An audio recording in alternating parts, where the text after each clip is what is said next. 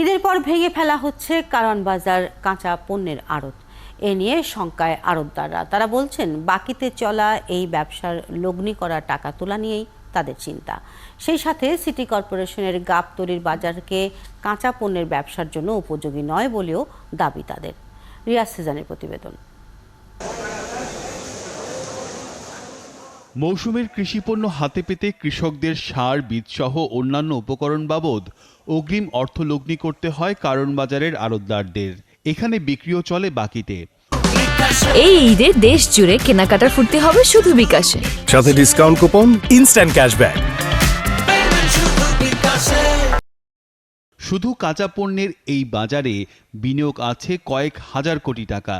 ঈদের পর কারওয়ান বাজারের এই আড়ত ভেঙে ফেলা হলে সেই টাকা কিভাবে ফেরত পাবেন তা নিয়ে শঙ্কায় ছোট বড় ব্যবসায়ীরা। আমার নিজের বাকি বয়কার দিয়ে প্রায় 1-1.5 কোটি টাকার মতো আমাদের আটকে রয়েছে। মানে আমার মতো ছোট একটা ব্যাপারী আমার 4-4.5 লক্ষ টাকা বাহি আছে। আমি পাইকারের কাছে টাকা পাই, ব্যাপারীর কাছে টাকা, সম্পূর্ণ টাকা আমার বাজেয়াপ্ত হয়ে যাবে। কারওয়ান বাজার থেকে সারা দেশে গড়ে ওঠা সাপ্লাই চেইনে যুক্ত লাখো মানুষের জীবিকা।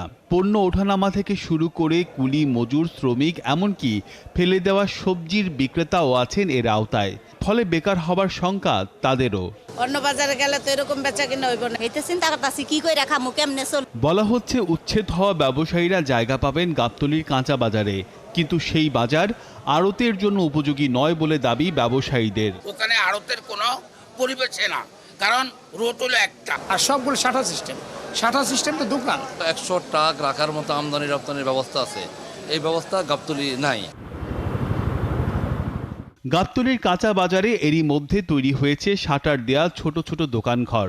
আশেপাশে খোলা জায়গা থাকলেও একটি মাত্র প্রবেশ পথ। এই পথে প্রতিদিন 3 থেকে 400 ট্রাকের ঢোকা বা বের হবার উপায় নেই।